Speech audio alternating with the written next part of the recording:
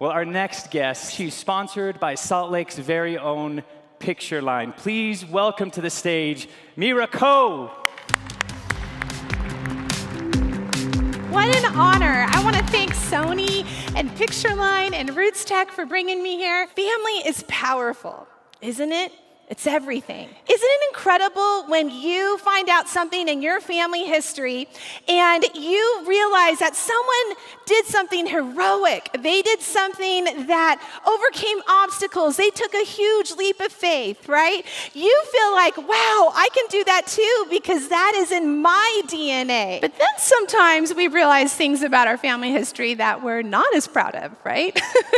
Some things are embarrassing, maybe disappointing, but I believe that even the most painful things in our family history can become the strength for our future. Every single person in your family has a voice and a narrative that matters. How many of you would agree that it doesn't just matter where our story starts, but the direction we choose to go with what we've been given? There comes a point in every single one of our lives where the need for healing, the need for freedom finally outweighs the voices of fear and doubt. I will never forget being in Tennessee. I was pregnant with our second Aiden, and all of a sudden I just started feeling physical pain that didn't make sense. So I flew home.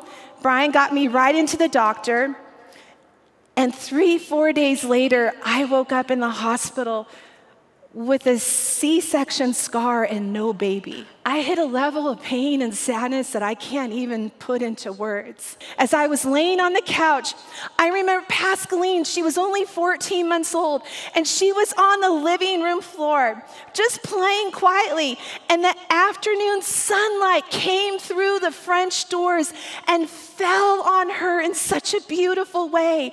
It was like liquid gold pouring over her. And for the first time in my life, I said, I want to learn how to take a photo of that. And so at 29 years old, I walked into Costco and I bought my first SLR camera and a whole bunch of 400 speed film. And I started teaching myself how to take photos because even though I couldn't hold on to Aiden's life, Pascaline's life was right in front of me. And I wanted to capture every single moment. I didn't find photography. Photography came and found me. And then it began to heal me. Because photography released me, showing me that the shadows embrace the light. I don't need to hide from the shadows. I don't need to pack them away. Things in my life that I can feel ashamed about, that's actually what defines the light. Shadows define the light. In 2007, Sony asked me to come to their headquarters in San Diego. They asked me if I would consider being one of their first 2 women photographers to ever be sponsored by a camera manufacturer. Do you know what I said to the vice president of marketing of Sony USA when he asked me this question?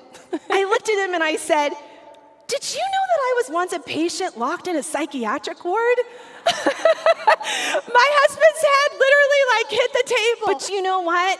I said it because our story is everything. All the good, all the pain, all the shame that we've overcome, our story is everything. Nothing is worth more than that. And so I told the vice president, you need me to be anyone but myself. I just can't do it.